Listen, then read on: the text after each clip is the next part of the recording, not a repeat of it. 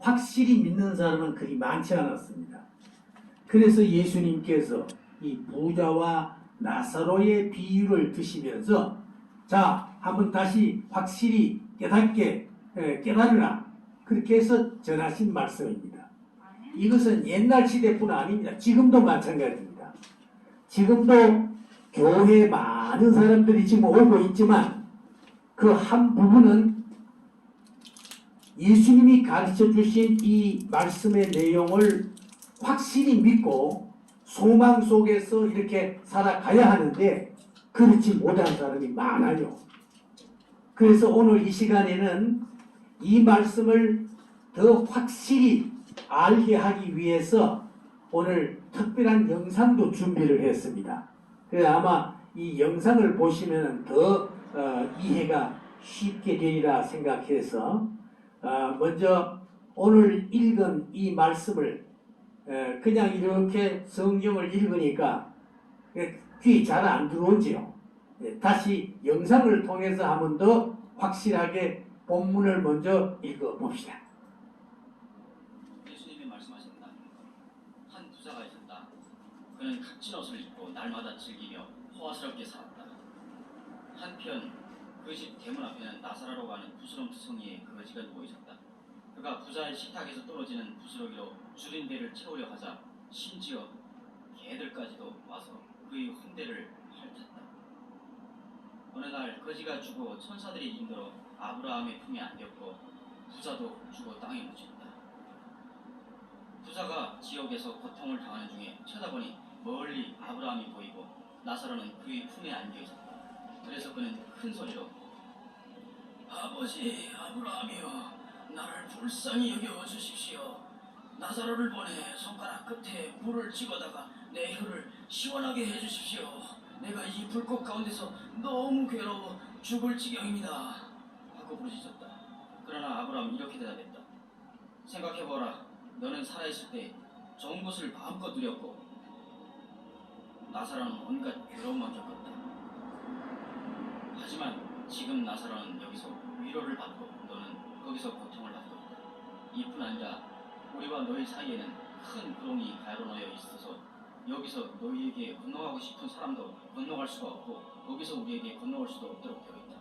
그러자 부자는 제발 부탁입니다. 그렇다면 나사로를 내 아버지 집에 보내주십시오. 내 형제가 5인데 나사로를 보내 그들에게 경고하여 내 형제들만이라도 이 고통받는 곳에 오지 않게 해주십시오. 하고 애원했다. 그러나 아브라함은 그들에게 모세와 예언자들이 있으니 그들의 말을 들으면 될 것이다. 하고 말하였다. 그때 부자가 아버지 아브라함이여 그렇지 않습니다. 죽었다가 살아난 사람이 가면 그들이 회개할 것입니다. 하였으나 아브라함은 그들이 모세와 예언자들의 말을 듣지 않으면 비록 죽은 사람이 다시 살아난다 해도 그들이 믿지 않을 것이다 하고 말합니다.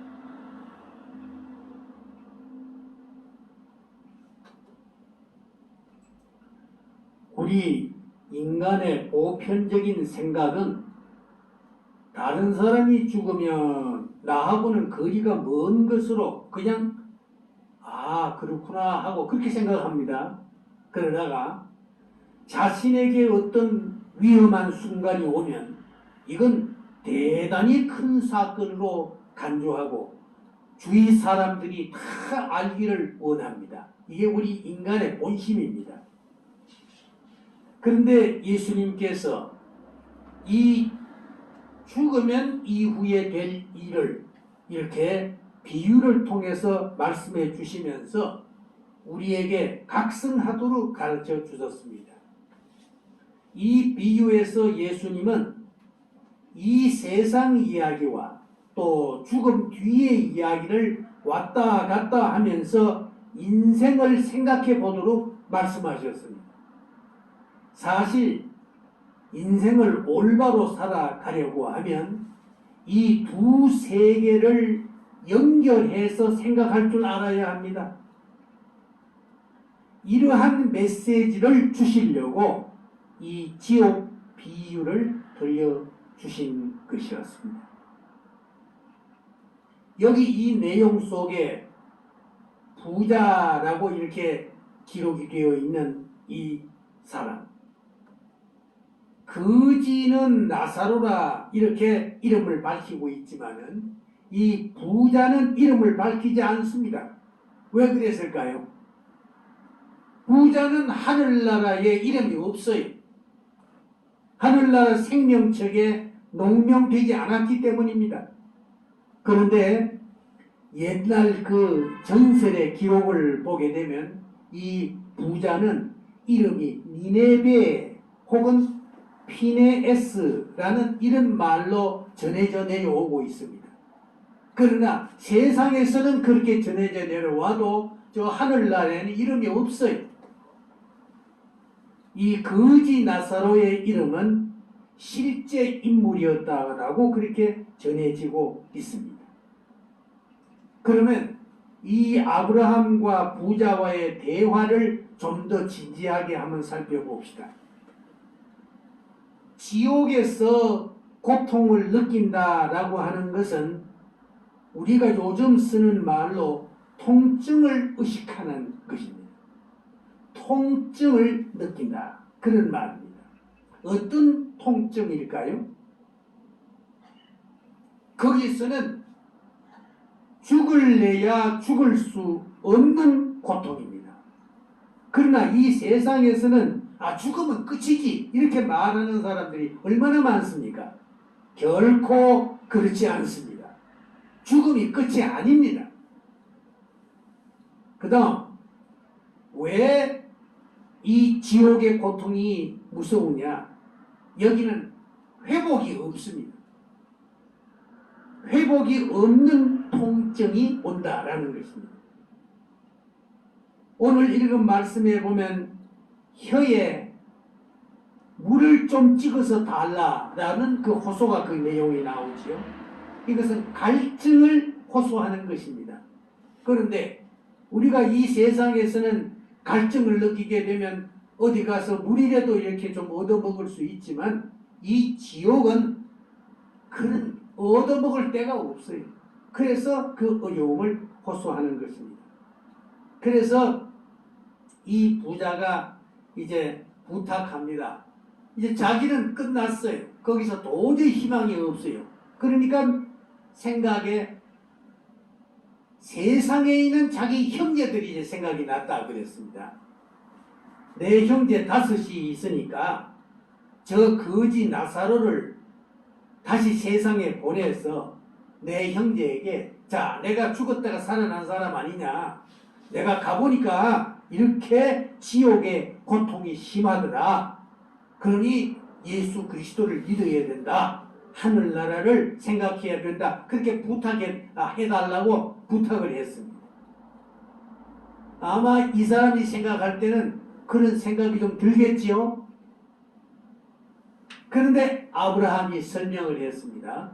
이것을 현대식으로 이렇게 말을 바꾼다라고 하면 이 땅에서 전도자들이 많이 있다.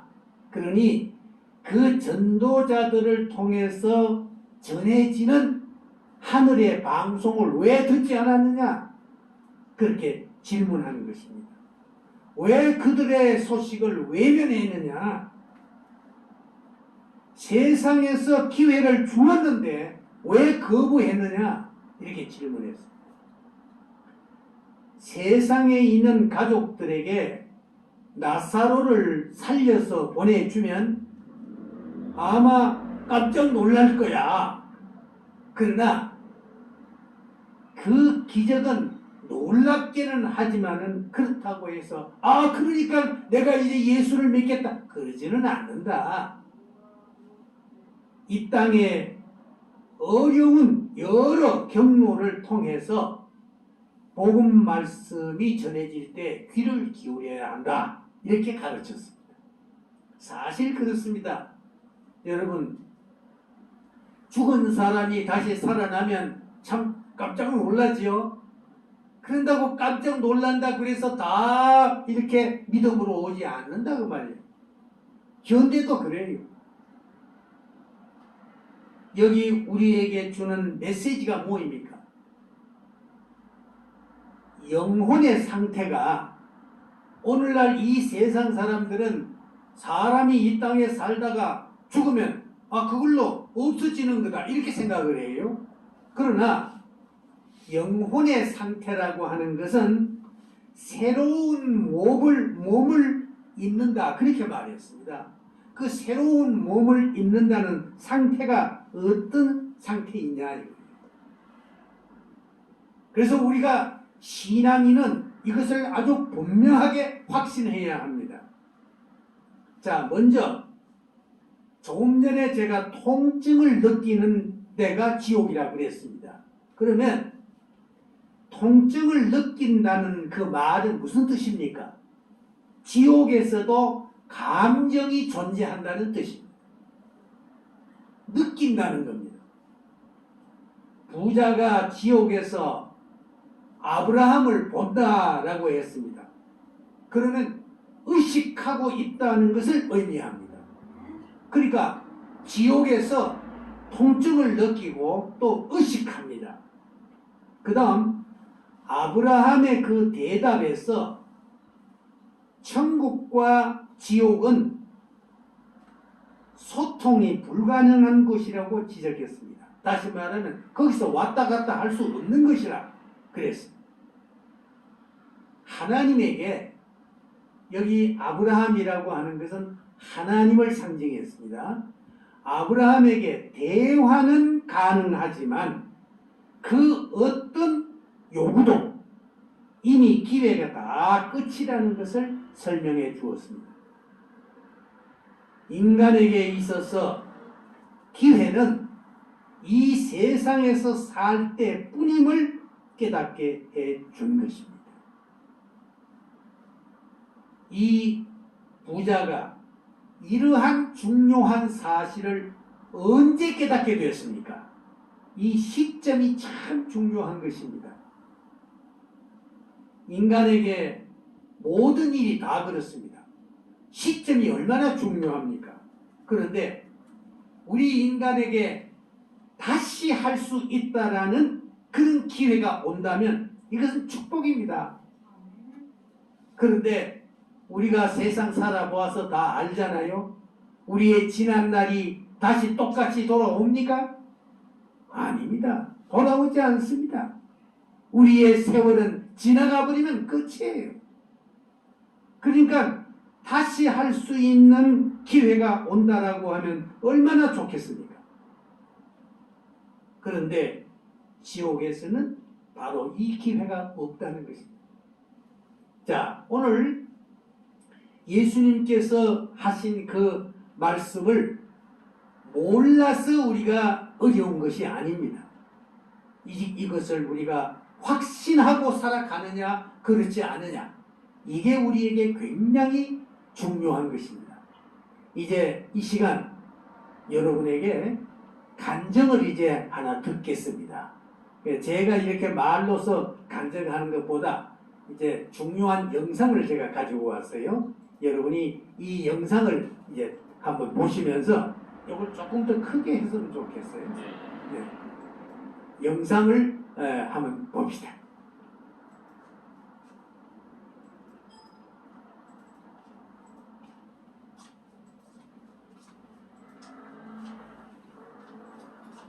안녕하십니까. 저의 이름은 아텟 피안 신토 파오르입니다. 저는 미얀마에서 태어났습니다. 저는 제가 경험한 것을 여러분과 나누고 싶습니다.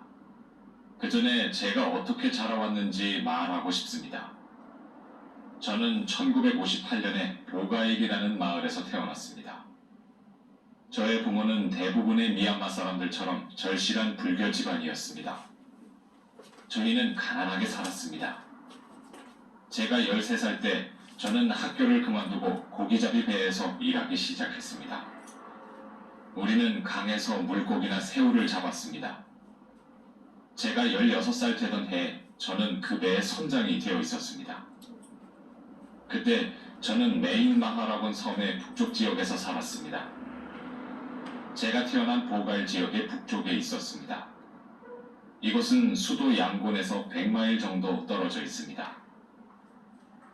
어느 날 제가 17살 때의 일입니다. 우리는 물고기를 많이 낚았습니다. 많은 물고기 때문에 큰 악어가 저희에게 다가오기 시작했습니다. 그 악어는 저희의 배를 따라왔고 공격하려고 하였습니다. 우리는 겁에 질려 노를 저어서 배를 댈 수 있으면 빨리 강기슭으로 가려고 했습니다. 그 악어는 계속 쫓아왔고 그 꼬리로 배를 쳤습니다. 아무도 죽지 않았지만 이것은 저의 삶에 영향을 미쳤습니다. 저는 더 이상 고기잡이를 하지 않기로 결심했습니다. 그 악어는 우리의 배를 가라앉혔습니다. 머지않아서 아버지의 고용이는 아버지를 양곤으로 보내게 되었습니다. 18살 때 저는 스님이 되기 위해서 절로 보내어졌습니다. 미얀마에 있는 대부분의 부모들은 한 번쯤은 자기 아들을 절로 보내려고 합니다. 그런 곳에서 봉사하는 것이 크나큰 영광이라고 생각합니다. 우리는 이 관례를 오랫동안 보아왔습니다. 제가 19살이 된 지 3개월이 지났을 무렵 저는 스님이 되어 있었습니다.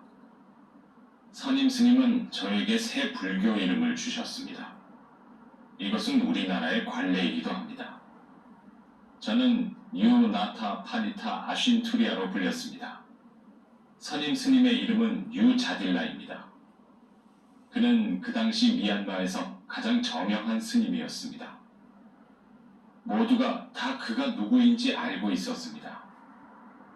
그는 어디서나 사람들에게 칭송받았고 훌륭한 스승으로도 알려져 있었습니다. 그는 1983년에 교통사고로 인해서 갑자기 죽게 되었습니다. 그의 죽음은 모든 사람들에게 충격이었습니다. 그때 저는 스님이 된 지 6년째 되던 해였습니다. 저는 최고의 스님이 되기 위해서 노력했습니다. 불교에 있는 모든 것을 이행하려고 했습니다. 처음엔 저는 제가 명상하기 위해서 공동묘지에서 살았습니다. 진실을 알려고 하는 스님들은 제가 하는 것을 따라했습니다. 어떤 사람은 숲속 깊은 곳으로 들어가서 자기 자신을 부인하고 가난한 삶을 살았습니다. 저는 저의 이기적인 생각들과 욕구들을 부인하려고 하였습니다. 저는 병들고 고통스러움의 연속인 이 세계에서 도망치려고 하였습니다. 공동묘지에서 저는 귀신에 대해서 두려워하지 않았습니다. 저는 계속해서 내면의 평온을 유지하려고 했습니다. 모기가 날아와서 제 팔을 물어도 그것에 대해서 무감각하게 자기인식을 하지 않으려고 했습니다. 몇 년간 저는 최고의 스님이 되기를 갈망했고 살아있는 생명체를 죽이지도 않았습니다. 저는 저의 조상들처럼 불경을 배웠습니다. 저의 승려로서의 삶은 제가 병을 앓을 때까지 계속되었습니다. 저는 그때 당시 만다라이에 있었습니다. 저는 수술을 받기 위해서 병원으로 이송되었습니다. 의사는 진료를 하였습니다. 저는 황열병과 말라리아 두 병을 동시에 앓고 있었습니다. 병원에 있은 지 한 달 후에 저의 병은 더욱 악화되었습니다.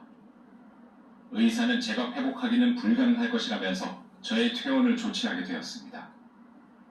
이제 전 그 이후로 저에게 일어난 사건을 말하려고 합니다. 병원에서 퇴원한 후에 저는 저를 돌보던 승려들이 있는 절로 갔습니다.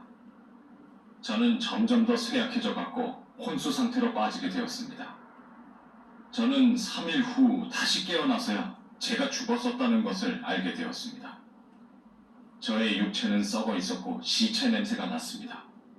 제 심장의 고동은 오랫동안 멈춰 있었습니다. 저의 육체는 불교 관례에 따라서 장사 지내어지고 화장되기 위해 준비되었습니다. 저의 영혼이 저의 육체에서 빠져나갔지만 저의 영과 혼은 완전하게 깨어 있었습니다. 저는 매우 강한 바람 속에 있었습니다. 크나큰 폭풍우가 한 지대를 나무도 풀도 없는 광활한 광야로 만들었습니다. 저는 한동안 이 광야를 매우 빠르게 걸어갔습니다. 다른 사람들은 아무도 없었습니다. 단지 저 혼자였습니다. 저는 얼마 후에 강을 건너게 되었습니다. 강 맞은편에서 저는 무서운 불길을 볼 수 있었습니다. 불경에는 이런 것에 대한 개념이 없습니다. 처음에 이것을 보았을 때 전 이것이 지옥인 줄을 알지 못했습니다. 하지만 마귀를 본 후에 알게 되었습니다. 그의 얼굴은 사자 얼굴 같았고 그의 몸도 사자 같았습니다. 그러나 그의 다리는 용의 비늘과 같았습니다. 그의 머리에는 뿔이 많이 나와 있었습니다.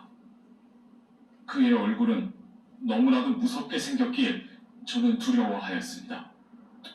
그 마귀는 저에게 불의 연못을 보라고 말했습니다. 저는 거기서 미얀마 스님들이 입는 연황색 옷을 걸친 스님을 볼 수 있었습니다. 저는 더 가까이 가서 보았고 머리를 삭발한 남자를 보았습니다. 제가 그 얼굴을 보았을 때 저는 그 우자딜라 1983년에 교통사고로 죽은 저명한 스님이었다는 것을 알게 되었습니다. 저는 왜 전 지도자가 이 고통의 연못에 감금되었는지 마귀에게 물었습니다. 저는 왜 그가 불의 연못에 있는 겁니까? 그는 매우 좋은 스승이었습니다. 그는 당신이 사람인가 개인가라는 강의 테이프를 통해서 수천의 사람들이 그들이 동물보다 낫다는 것을 깨우쳐 주었습니다. 지옥의 왕은 대답했습니다. 그렇다. 그는 좋은 스승이었다. 그러나 그는 예수를 믿지 않았다. 그로 인해서 그는 지옥에 있는 것이다. 그는 저에게 그 연못에 있는 다른 한 사람을 보라고 하였습니다. 저는 왼쪽 머리가 긴 머리카락들로 감싸여진 사람을 볼 수 있었습니다. 그도 같은 복장을 하고 있었습니다. 저는 마귀에게 그가 누구인지 물었습니다. 그는 제가 섬기던 부처라고 마귀가 말하였습니다. 저는 부처가 지옥에 있다는 게 참을 수가 없었습니다. 저는 반박했습니다. 지옥의 왕은 저에게 답변했습니다. 그가 얼마나 착한지는 상관이 없다. 그는 영원하신 하나님을 믿지 않았기 때문에 여기 있는 거다. 그리고 나는 군복장을 한 다른 사람을 보았습니다. 그의 흉부에는 큰 상처가 있었습니다. 저는 그가 누구인지 물었을 때 그는 미얀마의 혁명 지도자 아웅산이다 라고 마귀가 대답하였습니다. 그리고 그는 아웅산이 지옥에 있는 이유는 기독교인들을 박해하고 죽였기 때문이기도 하지만 결정적인 이유는 그가 예수를 믿지 않았기 때문이다 라고 하였습니다. 저는 불의 연못에서 또 한 사람을 볼 수 있었습니다.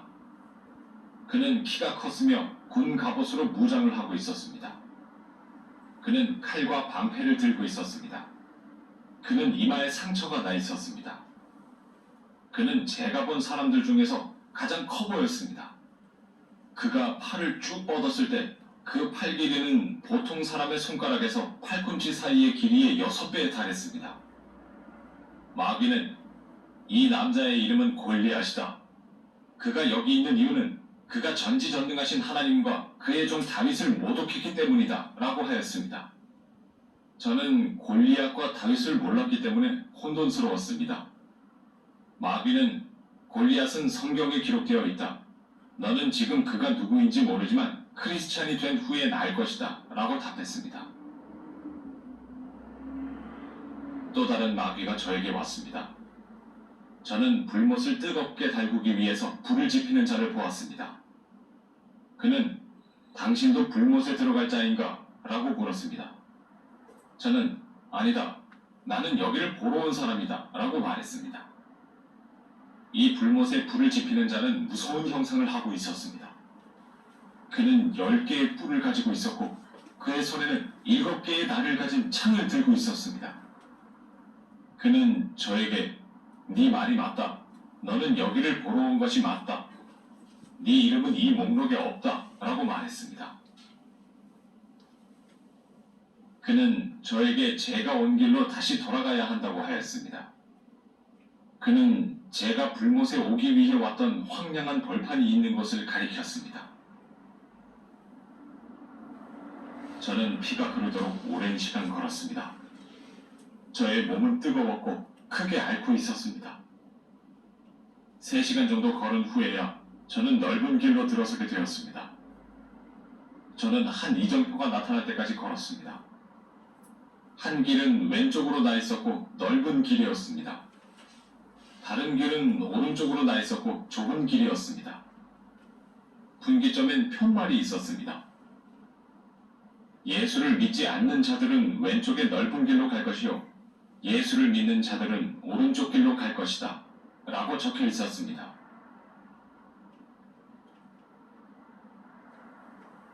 저는 넓은 길로 나 있는 것이 흥미롭게 느껴져서 그쪽으로 내려갔습니다. 300야드 전방에는 두 사람이 제 앞에서 걷고 있었습니다. 저는 그들을 따라잡으려고 하였지만 속수무책이었습니다. 그래서 저는 분기점으로 다시 돌아왔습니다. 저는 멀어져가는 그 두 사람을 계속 지켜봤습니다. 그들이 그 길의 끝에 다다랐을 때 그들은 칼에 찔림을 당했습니다. 그들은 고통스럽게 비명을 질렀습니다. 저도 그들이 당한 것을 보자마자 비명을 질렀습니다. 저는 두 사람이 가던 길은 상당히 위험한 길이라고 생각했습니다. 저는 믿는 자들의 길로 들어서서 걸었습니다. 1시간 정도 걸은 후에 그 길의 표면은 순수한 황금빛으로 바뀌었습니다. 그 길은 너무도 순수한 황금이었기에 저의 얼굴도 볼 수 있었습니다. 그리고 저는 제 앞에 서 있는 한 남자를 보았습니다. 그는 흰색 예복을 입고 있었습니다. 또 저는 아름다운 노래를 들을 수 있었습니다. 그 노래는 너무도 맑고 아름다웠습니다. 그것은 제가 절에서 불공을 드리면서 드리는 찬불보다 더 의미 있고 좋았습니다. 그 흰 예복의 남자는 저와 같이 걷기를 권유했습니다. 저는 그에게 이름이 무엇인지를 물었습니다. 그는 대답하지 않았습니다. 제가 그에게 그의 이름이 무엇이냐고 6번 묻자 그 남자는 대답하였습니다. 그는 나는 천국의 열쇠를 쥐고 있는 사람이다. 천국은 매우 아름다운 곳이다. 너는 지금 그곳을 갈 수 없다. 하지만 네가 예수를 따른다면 너의 명이 다한 후에 올 수가 있다 라고 하였습니다. 그의 이름은 베드로였습니다. 베드로는 저에게 앉기를 권하였고 그는 우리가 있는 곳의 북쪽을 향하여 가리켰습니다. 베드로가 말했습니다. 북쪽을 보라. 사람을 만드신 하나님을 보라. 저는 멀리서 전지전능하신 하나님을 보았습니다. 하나님은 천사에게 사람을 창조하자라고 말씀하셨습니다. 그 천사는 하나님께 제발 사람을 창조하는 것을 그만두십시오. 그는 죄를 지을 것이며 당신을 슬프게 할 것입니다. 라고 항변하였습니다. 그러나 하나님께서는 사람을 만드셨고 이름을 지어주셨습니다. 하나님께서는 입김을 그에게 부으셨고 그는 살아 움직이게 되었습니다. 하나님은 그를 아담이라고 부르셨습니다.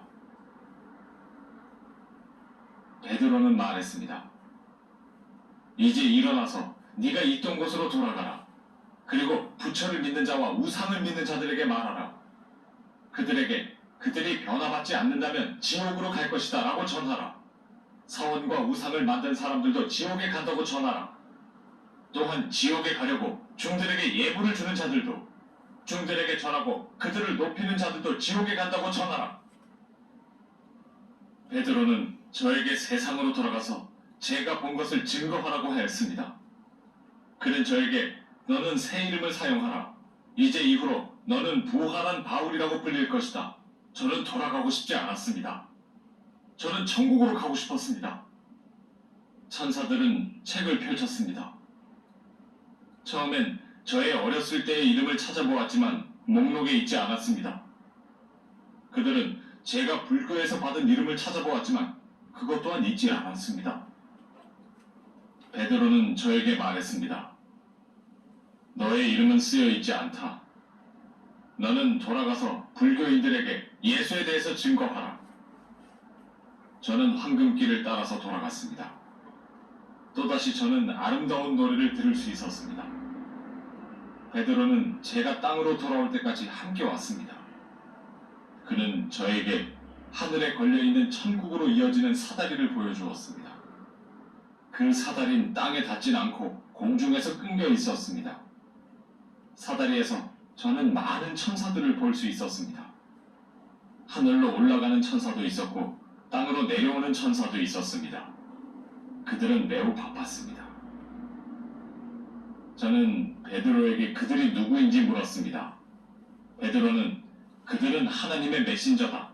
그들은 예수를 믿는 사람과 그렇지 않은 사람들의 이름을 하나님께 올리고 있다. 라고 하였습니다. 베드로는 저에게 이제 가야 할 시간이라고 하였습니다. 그 후에 제가 들을 수 있었던 것은 우는 소리였습니다. 저는 제 어머니가 우시는 소리를 듣고 있었습니다. 얘야, 어째서 네가 우리를 버리고 이렇게 떠날 수 있다는 말이냐? 저는 많은 사람들이 울고 있었다는 것을 알 수 있었습니다. 저는 제가 관에 눕혀져 있는 걸 알 수 있었습니다. 저는 움직이기 시작했습니다. 관 옆에 있었던 아버지와 어머니는 경악하여 소리치기 시작하였습니다. 그가 살아났다. 그가 살아났어. 멀리 떨어져 있던 사람들은 부모님 말을 믿지 않았습니다. 저는 제 손으로 관을 붙잡고 똑바로 앉았습니다. 많은 사람들이 공포에 질려 있었습니다. 그들은 소리 질렀습니다. 귀신이다. 그리고 재빨리 도망쳤습니다. 거기에 남은 사람들은 말을 잃었고 무서워 떨고 있었습니다. 저는 이상한 냄새나는 액체에 제가 앉아 있었다는 것을 알 수 있었습니다. 그 액체는 제가 관에 있을 때 저의 위와 몸속에서 흘러나온 것이었습니다. 이것 때문에 사람들은 제가 진짜로 죽은 것으로 알고 있었습니다. 관 안에는 나무에 부착된 플라스틱 판이 있었습니다. 그것은 저처럼 시체에서 농이 흘러나오는 것을 받아두기 위해서 있었던 것이었습니다. 저는 나중에 불길에 태워지기 일보 직전이었다는 것을 알게 되었습니다. 미얀마에서는 죽은 자를 관에 두고 밀폐시킨 다음 태웁니다. 제가 다시 돌아왔을 때 저의 부모님은 화장되기 직전에 다시 한번 저의 육신을 보려고 관 옆으로 가까이 왔습니다. 하마터면 저는 관과 함께 태워질 뻔했습니다. 저는 즉시 제가 보고 들은 것들을 이야기하였습니다. 사람들은 놀랐습니다. 저는 불못에 있던 사람들에 대해서 이야기하였습니다. 저는 기독교인들만이 진리를 알고 있으며 저의 조상들은 수천 년 동안 속아왔다고 말했습니다. 저는 우리가 믿었던 모든 것이 거짓이라고 말했습니다. 사람들이 놀랐습니다. 그들은 제가 어떤 중이었는지 그리고 제가 부처의 가르침에 대해서 얼마나 열심히 특심이었는지를 알고 있었기 때문입니다. 미얀마에서는 사람이 죽으면 이름과 나이를 관 옆에 새겨놓습니다. 스님이 죽으면 그의 이름과 나이 그리고 그가 스님으로서 살아온 기간을 새겨놓습니다. 저는 이미 죽었다고 기록되어 있지만 저는 지금 살아있습니다. 지금까지는 죽었다가 살아난 미얀마의 한 승려의 간증이었습니다. 버마의 목사들은 그가 수백 명의 스님들을 예수께 돌아오게 했다고 했습니다. 그의 증언은 당연히 동의하기가 힘듭니다. 그것 때문에 그의 메시지는 천국으로 가는 길은 한 길인 예수를 통해서만 간다는 것을 받아들이지 못하는 사람들에게는 듣기 거북한 것입니다. 강한 반대에도 불구하고 그의 경험은 그에게는 너무도 사실적이었기에 그는 흔들리지 않았습니다. 수년간의 스님, 엄격한 부처의 옹호자로 지내다가 그의 사랑과 부활 후에 즉시 찬송하게 되었고 다른 스님들에게 가짜신을 버리라고 하면서 전심으로 예수를 따르게 되었습니다. 그가 병들어 죽기 전에 그는 기독교에 대해서 전혀 알지 못했습니다. 그가 3일 동안 관에서 배운 모든 것들은 그에게는 너무나도 새로운 것이었습니다. 그가 보고 온 지옥과 천국은 실제로 존재하는 곳입니다. 자기 죄를 회개하고 예수님을 구주로 영접하여 천국으로 가는 여러분 되시길 바랍니다. 예, 이제 여러분이 간증을 들으셨습니다. 이것은 실제 인물입니다. 그리고 그 뒤의 이야기를 조금만 얘기하겠습니다. 이 사람이 와서 이제 그 미얀마에서 얘기하는 가운데 미얀마의 그 사람들이 굉장히 분노하는 말이 하나 있었습니다. 그게 뭐냐 하면 아까 여기 영상에 보셨듯이 지옥에 가니까 그 미얀마 사람들이 아주 숭배할 정도로 유명한 그 스님이 죽었잖아요. 그 스님이 지옥에 가 있더라 하는 걸 증언했어요. 그래서 미얀마의 그 불교계에서 야단이 났어요. 자기들의 그 존경하는 스님을 아주 명예훼손을 했다고. 그런데 문제는 이 사람이 어느 날 없어져 버렸어요. 왜 그랬을까요? 바로 그 불교계에서 암살했던 겁니다. 그래서 죽었어요. 자, 이제 제가 결론을 맺겠습니다. 예나 지금이나 이렇게 분명한 하나님의 나라에 대한 길을 얘기를 해 주어도 받지를 않습니다. 그래서 예수님께서도 그렇게 말씀하셨고, 또 만약 예수님께서 이렇게 증언을 했는데 이게 만약 거짓말이라고 한다면 지금 2000년 동안 이 말씀이 전해오고 있는데 사람들이 가만히 있었겠습니까? 이게 사실이 아니라면 예수님은 사기꾼에 지나지 않습니다. 그러나 지금까지 이렇게 많은 그리스도인들이 깨닫고 또 요즘은 죽었다 살아난 사람이 이 스님뿐 아닙니다.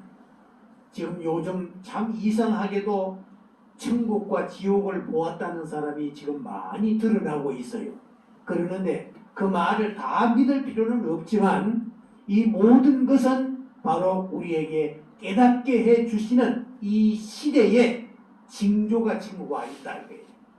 이제 마지막 시대가 지금 와 있기 때문에 이렇게 증언을 하고 있다 하는 사실을 우리가 깨닫고 믿음의 확신 속에서 소망을 가지고 그렇게 살아가시기를 바랍니다. 기도하겠습니다. 거룩하신 우리 하나님, 오늘 우리에게 좋은 날 주시고 이렇게 하나님의 은혜와 사랑 가운데서 인도해 주신 것을 감사하옵니다. 오늘 주님께서 친히 말씀하신 이 부자와 나사로에 대한 이 이야기를 저희들이 다시 한번 되새기면서 하나님 나라에 대한 소망을 가지고 이제 굳건한 믿음 위에 서기를 원합니다. 자비하신 주님, 이제 우리도 여기 이 미얀마의 스님같이 다른 사람에게 이 천국을 전해서 그래서 저 지옥으로 가는 그 길로 빠지지 아니하도록 하루속히 건질 수 있는 그런 일꾼들이 다 되게 해 주시옵소서. 하늘나라에 우리의 이름이 기록되어서 이제 많은 사람을 구원의 길로 인도했다라고 하는 상 받을 수 있는 저희들이 다 되게 해 주시옵소서. 예수님의 이름으로 기도합니다.